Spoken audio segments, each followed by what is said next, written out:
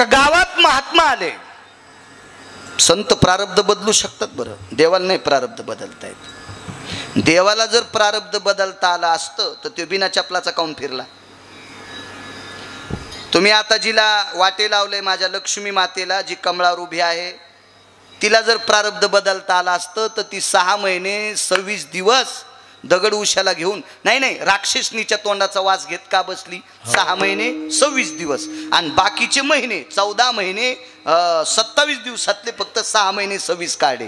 तर हे बाकीच्या दिवसात दगड उशाला आणि गवत पाठीला घेऊन विशाल भाऊ लक्ष्मी झोपली. लक्ष्मी योग घडला, सीता देवी कर्मे श्रीराम वनवासा गेला. का नाही का का का देवाला नाही त्याचं प्रारब्ध बदलता येत, नाही चप्पल घालता आली. अहो ज्यांच्यावर संताची लक्ष्मीची कृपा झाली, ज्या घरी लक्ष्मीची थोडीशी कृपा झाली, त्या घरच्या बाईला जशा साड्या तशा चपला. वाक्य कळालं का तुम्हाला. ज्या घरी लक्ष्मीची थोडी कृपा झाली त्या घरी त्या बाईला जशा रंगाची साडी तशा चपला. हॉलमध्ये घालायची चप्पल वेगळी, किचनमध्ये घालायची चप्पल वेगळी. महाराज घरी आल्यावर हाणायची चप्पल आहे का नाही काय माहिती. आणि महाराजांनी चुकीनं वागल्यावर त्या थुत्तर फुटूस तर हाणते, आणि ते बी काय खोटं थोडं विठाला विठाला विठाला. मला सांगा थोडीशी लक्ष्मीची कृपा झाली तर आपल्याकडे इतका बदल होतो, इतका बदल, इतका बदल, इतका बदल. आणि तिलाही चप्पल नाही, तिला गादी नाही. तिच्या मालकाचं नाव घेणाऱ्या बाळूला एवढे मोठा पलंग बसायला टाकलाय. कोणाच्या मालकाचं नाव घेतो आपण. लक्ष्मीच्या मालकाचं. बुवा लक्ष्मीच्या मालकाचं नाव घेतो ना आपण, मनोज भाऊ. तर आपल्याला एवढा मोठा माईक, सगळं पद्धतशीर यथा सांग, आणि त्या मालकालाही चप्पल नाही. प्रारब्ध देवाला त्याचं बदलता येत नाही. एका बाईला गावात एक साधू आले, 5-10 साधू येत होते पूर्वीच्या काळात. ज्यानं 6 धुतले त्याचं नाव साधू. जे सगळं साध्य करते त्याला मग तुम्ही म्हणतात साधू. तुम्ही आम्हालाही म्हणतात, हे तुमच्या मनाचा मोठेपणा आहे. वाणी श्रीमंत आहे तुमची, आम्ही नाही त्या यादीत येत. साधू त्याला म्हणायचं. काम, क्रोध, मद, मत्सर, लोभ, अहंकार यानं धुवून टाकलाय ते साधू. अशी साधू गावामध्ये मारुतीरायाच्या मंदिरात आली. प्रारब्ध बदलत असतात, संतांचे उपकार असतात. गावात आले, संध्याकाळची वेळ आहे. रात्रीच्या वेळेला काही मुख्य साधूंनी सांगितलं, अरे फार दूरचा प्रवास झाला रे, रस्त्यात गाव नाही, या गावात यायला किती वेळ झालाय. रात्रीची 11:30 वाजलेत, 11, 11:30 वाजलेत. आता सगळी लोक झोपलेली असतील, आपल्याला काय भेटल. देवात आणि संतातला फरक सांगतोय.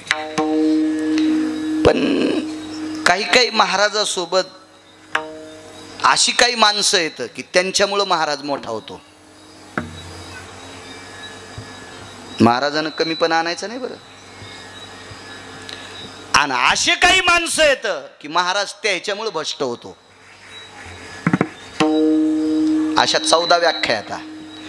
अशा काही महाराष्ट्रात मावल्या आता, नालायक नवऱ्याला सुद्धा मोठं करतात. मायबापाचं नाव सांभाळण्यासाठी वाटेला आलेलं कोणाचं खुरपण असेल, कोणाचा कापूस वेचणं असेल, कोणाची सोयाबीन कापणे असेल, कोणाची तूर कापणे असेल, वाटेल ते काम करील. पण आपल्या मालकाचं आणि आईवडिलाचं नाव मोठं करण्यासाठी ती त्याला मोठं करते. अशा मावल्या 14 पैकी 2-3 व्याख्या 2 सांगितल्या तुम्हाला. कारण संगती संग दोष आहे. संगतीमुळे माणसं मोठी होऊ शकत असतात. तेवढ्या मोठ्या सात्विक महाराजांच्या सानिध्यात त्यांची शिष्य सुद्धा चांगली होती. नाही तर बरेच शिष्य असे असते, गाडीत बसणार पण गाडी पंक्चर झाल्यावर ते झोपणार. ड्रायव्हर गाडी खोलायला, महाराज मोबाईलची बॅटरी लावायला. ड्रायव्हर थकला, महाराजांनी धोतर खोचलं, पुन्हा टायर खोललं, आणि हे नंतर उठले. हो कस काय हो, गाडी थांबल्यावानी झालती. हो अशीच थांबली होती, मधात सासरवाडी होती आमची. हा असं नाही, मी तुम्हाला नाही म्हणालो बापू, असं तसं. या बा लेकी बोले सुने लागे, असं काही बी अंगावर नाही करता घेतलं पाहिजे. नाही, मी असं सरळ सरळ सांगाल. मग रेडीमेड कपड्याचं दुकान आहे, मी कोणाला कशाला कपडे शिवू, आहे का नाही. असं होतं. अशीच शिष्य चांगलं उपरणं असलं की बाबा गोड वाटायला राव. महाराज इकू नको म्हणजे बरं आहे कुठं. असे त्या महाराजांचे शिष्य चांगले होते, मनोज भाऊ चांगले होते. ते म्हणले गुरुवर्य प्रसाद आणतो आम्ही. त्या गुरुवर्यांनी सांगितलं अरे वेडे आहेत का, लोक मारतील तुम्हाला, आपण संन्यासी माणसं आहेत, भगव्या कपड्यातले, आपण ब्रह्मचारी आहेत, आपल्याला काही नियम आहेत, मर्यादा आहेत आपल्याला. रात्री अपरात्री कोणाच्या चौकटीला हात कसा लावताय ना आपल्याला. पण ते म्हणले तुमच्या मर्यादेला तडा जाऊ देणार नाहीत असं वागतो. अधिकारी होते ते, काय सामान्य ब्रह्मचारी होते काय, साधू होते ते मारुतीरायाच्या सानिध्यातले. आणि ते त्याच्यातले 2 शिष्य गेले आणि एक शिष्य चतुर होता, त्यानं आवाज दिला भिक्षाम देहि मा. बाय म्हणलं मा काय याला पोटात बरम्या नांदायला काय म्हणते, काय मिळत नाही, काय काळ पडा गो याला, रातच्या 11:30 भाकर मागायले. अशा बाय म्हणले. अख्ख्या गावाला चक्कर मारली भाऊ, अख्ख्या गावाला. दुसरा म्हणला अरे गुरुजी म्हणले होते भिक्षा भेटत नाही, शांत बस म्हणला, भिक्षा दिलीतच गुरुजीला तोंड दाखवीन, अन्यथा मी माझ्या मार्गाने निघून जाईन, एकदा माझ्यासोबत चल. आणि मग गेले तर आवाज दिला जो कोणी 1 भाकर देईल त्याला 1 पोरग होईल, 1 भाकर देईल त्याला 1 पोरगी होईल. नुसतं पोरगच कसं म्हणायचं, आणि साऱ्याला पोरं झाल्यावर आपल्या पोरायला लक्ष्मी कुठून आणायच्या. गुरुवर्य रामदेव बाबाच्या संस्थेत पाठवायचे का पेस्ट इकायला, ब्रश शिकायला, आहे का नाही. आपल्या महाराज मंडळीतला दर्जेदार उद्योगातलं रत्न कोण असेल तर रामदेव बाबा. काय उद्योगातलं रत्न रामदेव बाबा. तुम्ही जरा टाकी जाणं, आपण बी काहीतरी 2-4 मशीद पाळायच्या, एखादी गायच पाळायची. काय उद्योग रामदेव बाबाचे. वाती पण लक्ष्मी आल, वाती पण रामदेव बाबाचे. आदर्श घेतला पाहिजे तशा माणसाचा. अहो संन्यासी माणूस किती उद्योग. आपण एक लक्ष्मी केली, आपल्याकडे पण एक उद्योग असावा. उद्योगं वर्धन्ते लक्ष्मी, आहे का नाही. कोणाला लक्ष्मी माळ घालीत नसते, आदर्श घेतला पाहिजे त्याचा. हो म्हणून पोरी सुद्धा हो अशा अपेक्षा करी जा. जो कोणी 1 भाकर देईल त्याला 1 कन्या होईल, ज्याला जो कोणी 1 भाकर देईल त्याला 1 मुलगा होईल. आता ते हिंदी भाषेत होता. 1 रोटी देगा उसे 1 बच्चा होगा, 1 रोटी देगा उसे 1 बच्चा होगा. विशाल भाऊ त्यानं आरोळी ठोकली. एका बाईच्या घरात 5 भाकरी होत्या. त्या बाईचा नियम होता मालक आल्याशिवाय ती जेवत नव्हती. ते का तुमची आमची बायको थोडीच होती. श्रावणात एका ठिकाणी तेरवीचं कीर्तन केलं आणि त्याची तेरवी ती असंच गांजा फुके होतं. पण पोराचा काळ सुधारला आणि बापाची तेरी ठुली, ते असंच गांजा फुकेन. ते फुकून दिल्यावर त्याच्या अंगातून देशीचा वास येत होता. आणि त्याच्या तेरवीला मग कीर्तन तर मेनला आपण गडे आता घरीच जेवा. सोमवार होता घरी सोडू. तर आमच्या घरचे म्हणले बाई तुम्ही आलात का. म्हणलं हो. तू सोमवार सोडा. हो. आणि मी येऊस तर काऊन नाही थांबली, भाज्या गार झाल्या असत्या. नाही तुमची लय खसखस पिकली, इतकी येडपट बायको नाही मी. तितकी येडी असती तर मी पण गुरुवर्य रामदेव बाबाच्या संस्थेत गेलो असतो ना. पण नाही, तुम्हाला राग येईल तुमच्या बायकायला म्हणून मी माझ्या बायकोवर घेतलंय. पण गळ्यात शपथ तुमच्या बायकायचं सांगायलो हे मात्र ध्यानात ठेवा. विठाला विठाला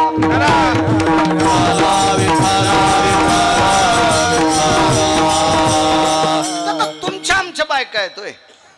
एका निष्ठावंत वारकऱ्याची पत्नी होती. 5 भाकरी मालक येईन म्हणले, आले नाही. आपल्या बायका काय बाबा. एक जणाची इथं मनोज भाऊ आम्ही जेवायला गेलोत. अजून कीर्तन ते म्हणले या जेवायला गेलोत. उन्हाळ्याचे दिवस, कुरड्या पापड्या वगैरे सगळं, रस आंब्याचा रस होता, गावरान आंब्याचा. हो ते दुर्मिळ झालाय गावरान आंब्याचा रस. आता कशाला काही लावलं की हे फार उत्कृष्ट सुंबळे आहेस तू, येडपट आहेस, तुला आखलीचा कांदा नाही. गावरान आंब्याची बरोबरी जगातल्या कोण्याच आंब्यान करायची नाही, कोण्याच आंब्यान करायची नाही, कोण्यात नाही. आणि लोणकड्याचं माझ्या या महाराष्ट्रातल्या माऊलीने हातानं रई लावून किंवा घरच्या गाईचं म्हशीचं मिक्सरवर दही हलवून त्याचं काढलेलं लोणी, स्वतःच्या चुलीवर किंवा गॅसवर कढवलेल्या लोण्याचं तूप जगातल्या कुठल्याच कंपनीच्या तुपानं बरोबरी करायची नाही. तूप विकायची पद्धत कशी होती माहिती आहे का? घृतायो व्यापारयं तत्वबलेषु पारनिरोर सव्य भागानां यद्घ्रताति जायते न घ्राणमेवचम. जिनच्या पॅन्टीवाल्याला काय माती माहित नाही, तुम्हाला बी टिकलेवाल्याला काही माती माहित नाही. फक्त जुन्या बायकांना विचारा आणि जुन्याला विचारा, जुन्या म्हातारा इथं असं तेल तूप लावायचे. वा वा वा वा वा बापू, हे मी नाही लिहिलेलं, मला फक्त वाचायचा नाद आहे. एखादा म्हणत असेल कशा ते तू वाचव रे चोंबळ्या. विठाला विठाला विठाला.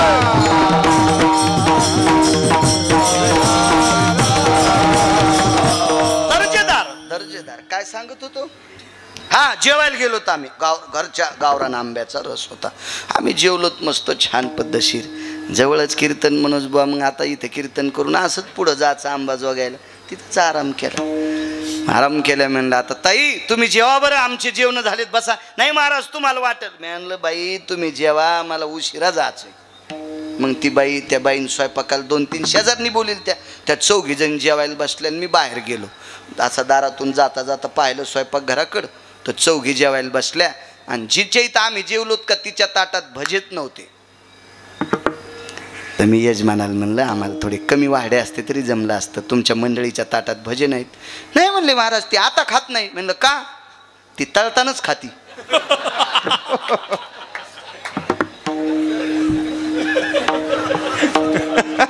ती गार झाल्यावर खात नाही म्हणले, ती तळतानाच खाती. वा वा वा वा म्हणलं कायच वा. आमचं पण नशीब तुर्कस्तानच्या पलीकडे झोपलंय, त्या बायकोच्या हातचा स्वयंपाक खाल्ला. आणि तू तर कुठं झोपला असेल काय माहित, तुला तो मरूच तर खाचा. विठाला विठाला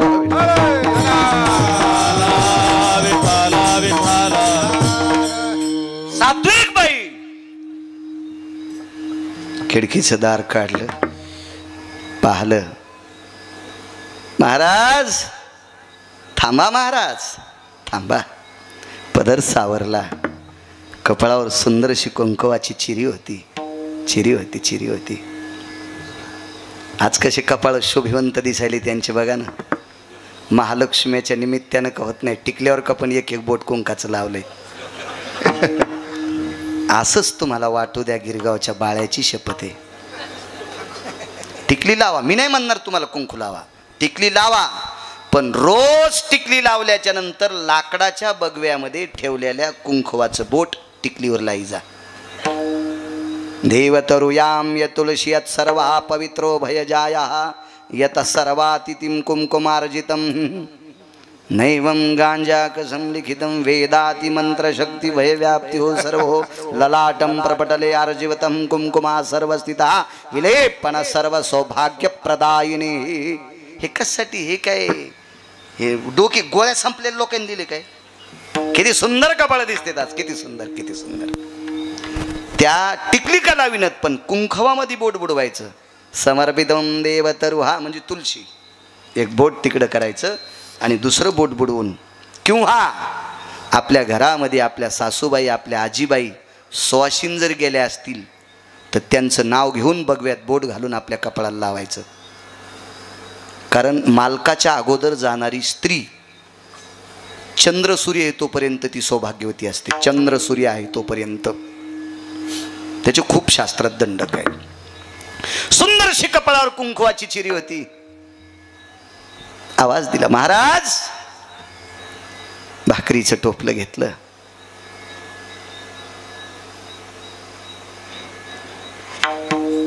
आणि त्या भाकरीचं टोपलं साधूच्या झोळीत रिचून दिलं. एक लक्षात ठेवा,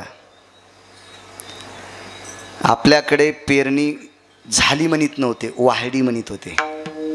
पेरणी काय म्हणत होते? वाहडी. आणि बी सगळं काढून घेतल्यावर ज्वारीचे 2-4 दाणे खोळीत ठेवत होते.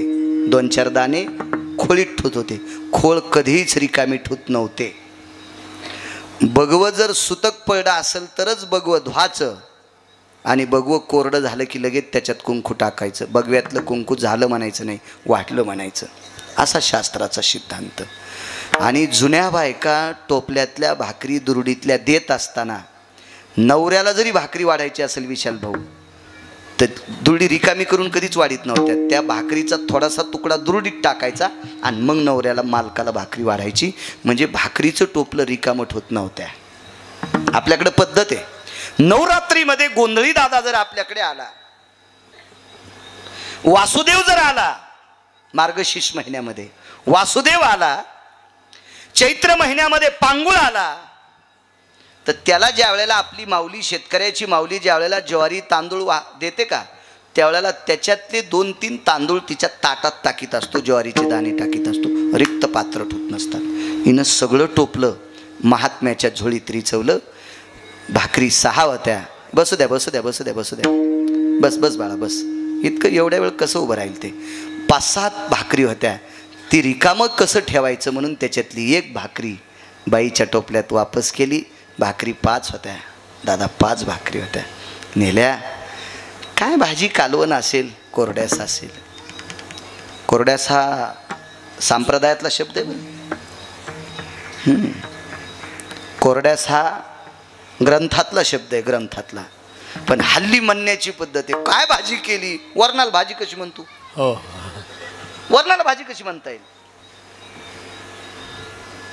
हा, आणि असं कोरड्यास जर कोणी म्हण, हे ते नेभळट आहे, ते शुद्ध बोलत नाही. शुद्ध काय तुझ्या बापानं आणलं का सोमळ्या. तो ओरिजिनल शब्द मातीत घातले, तू हे शब्द शुद्ध असते तो नालाय का कुठले पण. आपली बोली आपलीच बोली आहे. या महाराष्ट्राची माती, या महाराष्ट्राची भाषा इतकी पतिव्रता आहे, इतकी पवित्र आहे, पतिव्रता आहे. तिला पेनचं स्पर्श सुद्धा असं, टाका स्पर्श न सहावती. टाक म्हणजे पेन. मराठी भाषा ही सगळ्या भाषांची राणी आहे. टाक म्हणजे पेन. पेनचा स्पर्श सुद्धा सहन करीत नाही.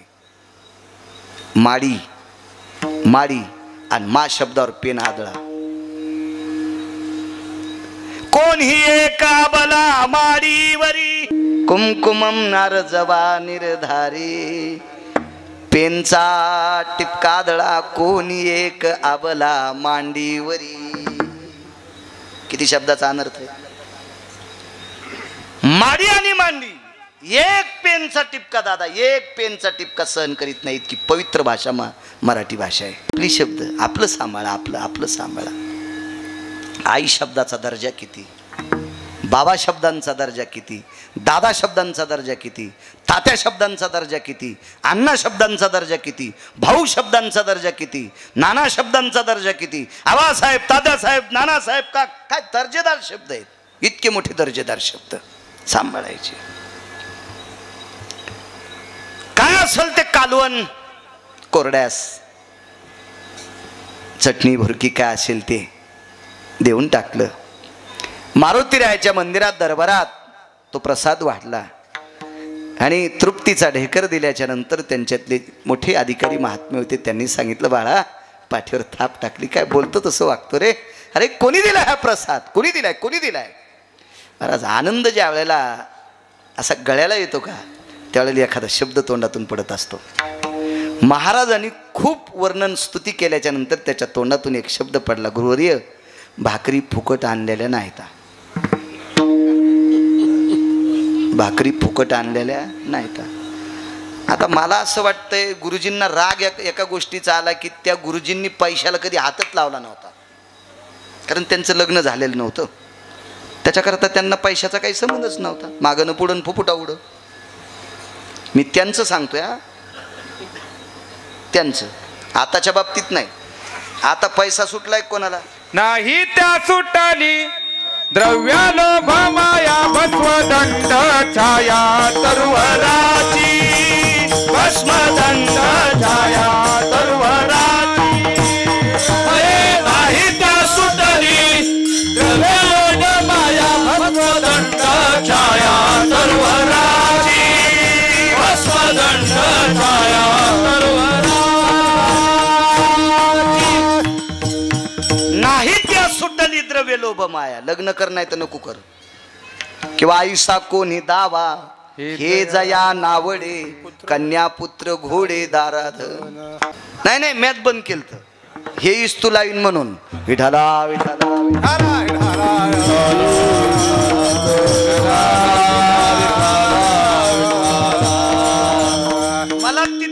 बोलवायचं होतं. हो, कारण हे तुमचे मोबाईल आहेत ना, हे चांगले तितके मोकार बी तितकेच येत. याच्यात तुम्ही अख्खं जग पहा, चांगलं सापडेल आणि आगाव बी तितकेच हो. हे मोबाईल लय चुगलेत. कोणतं बटन दाबल्यावर काही येतं, कोणतं दाबल्यावर काही बाहेर जातं. भाडा भाडा भाडा भाडा भाडा भाडा. अवकाळी पाऊस पडल्यावर कसे नदीला पूर येते, तसा याच्यात पण पूर येतो. आपला पतिव्रता मोबाईल आहे, याच्यात काही येत नाही आणि याच्यातलं जात नाही. घ्याल पैसे नाहीत असं नाही बरं, सोन्याचं घेईन या. मला एक वाटतंय, नवरा जर व्यवस्थित किराणा आणीत असेल, सणावाराला पत्नीची सगळी प्रतिष्ठा सांभाळीत असेल, तर माहेरात गेल्यावर तिने आईला म्हणायचं, आई माझा नवरा मला देवासारखा भेटलाय, असं म्हणावं का नाही पोरीनं. इतका नवरा चांगला असल्या भीती म्हणती, बाई मेल्याच्या संसारात इतकुस सुख नाही. तुझ्या अंगावर झोपीत भिताड पडन, झोपीत झोपीत तुला घरासगट फुकून द्यावं लागन चांडाळणी. मग नवरा जर सद्गुणी असेल, अरे ऋषी पोरं सोय करायला होते मग अशी बैठकीत खूप तरुण मंडळी. हो, तादरान बोला. जगाचा पाप आपल्याला 2 टायमाची सोय जर चांगली करीत असेल तर त्याच्या विरोधात काऊन बोलायचं. काय कमी केलं त्या पंढरीतल्या मालकानं, घे. पण भानगड अशी झाली, आता 90 वर्ष लुगडं घातलं, डोकं भरून पदर घेतला, कुंकू लावला, आता म्हातारपणी कशाला गाऊन घालू. आता राहिलंच किती आयुष्य गिरगावच्या बाळूचं, आता याच्यावर मरायचंय. विठ्ठला विठ्ठला विठ्ठला.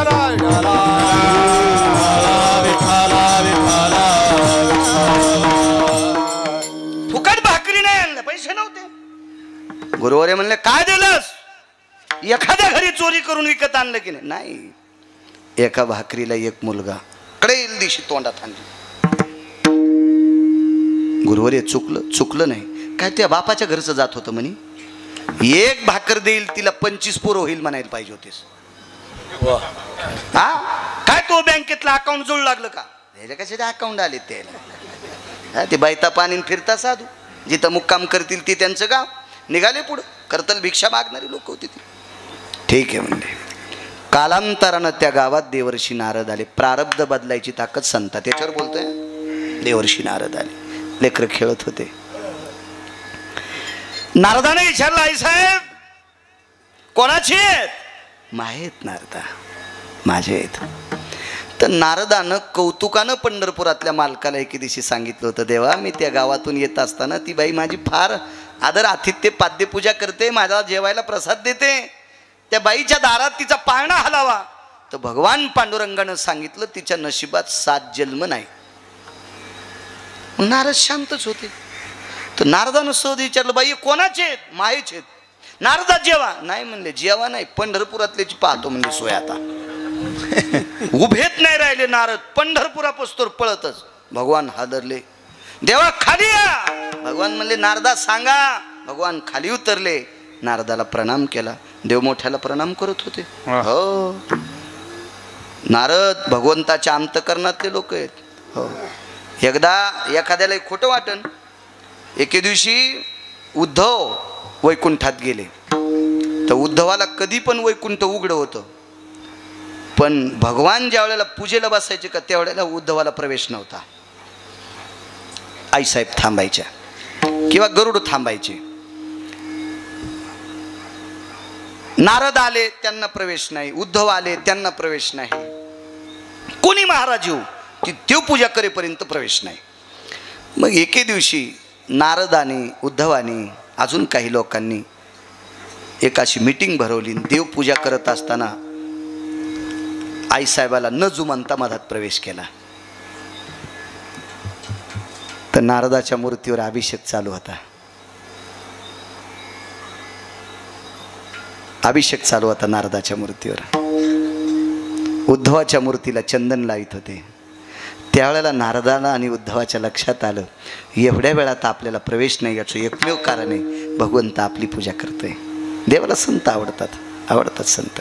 प्रणाम केला. या नारदा, काय झालं नारदा, का रागावले. काय म्हणे देवा, अहो 10-15 वर्षापूर्वी मी तुम्हाला सांगितलं होतं त्या बाईली एखादं लेकरू द्या. तुम्ही म्हणले 7 जन्म नाही, तिच्या इथं 5 खेळतेत.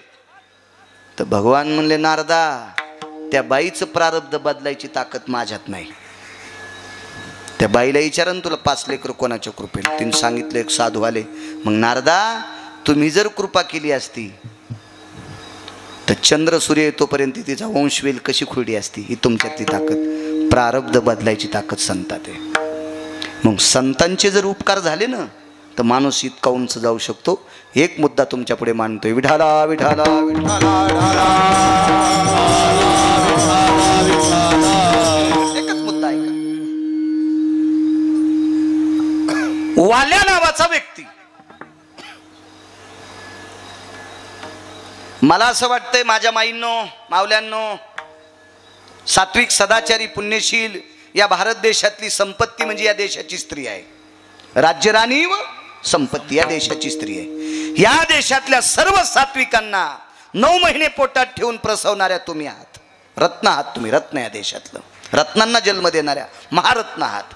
तुम्हाला सांगतो माझ्या माईंनो, वाल्याला त्याची बायको सुद्धा वाल्मिक म्हणत नव्हती. मला काही पुराणात हा उल्लेख आढळलेला नाही, पण मी मोठ्यांचं मानतोय. आमच्याकडे वयोवृद्ध, तपोवृद्ध, निष्ठावंत वारकरी साहेबराव महाराज सोनोटीकर, एकदम साध्या विचाराची व्यक्ती, पण प्रचंड भगवान पांडुरंगावर विश्वास, प्रचंड. त्यांनी म्हणावं, ए बायांनो, साधी भाषा होती, अगं वाल्या इतका नालायक होता की त्याची बायको सुद्धा वाल्मिकराव म्हणत नव्हती. म्हणजे कामच चुकीचं होतं ना. मग त्या वाल्याचे वाल्मिक झाले, वाल्मिकाचे वाल्मिक ऋषी झाले, आणि वाल्मिक ऋषीचे महर्षी वाल्मिक झाले. उपकार कोणाचे? नारदाचे. मी बऱ्याच वेळेस सांगितले, हे कोणाचे उपकार आहेत वाल्मिकावर? नारदांचे. मृदंगाचार्य महाराज नारदांचे उपकार आहेत. नारदाची भेट झाली किंवा नारदांचं दर्शन झालं, सगळी पाप संपली. आलिंगन संताची या दिव्य झाली माझे काया, मस्तक हे पायावरी त्यांच्या ठेविता, मस्तक हे पायावरी त्यांच्या ठेविता. हे आलिंगने संताची दिव्य झाली माझी काया, मस्तक हे पायावरी त्यांच्या ठेविता, मस्तक हे पायावरी त्यांच्या ठेविता. आलिंगणे संताची या, साधूला लिंगन दिले, एवढी आपली ताकद नाही.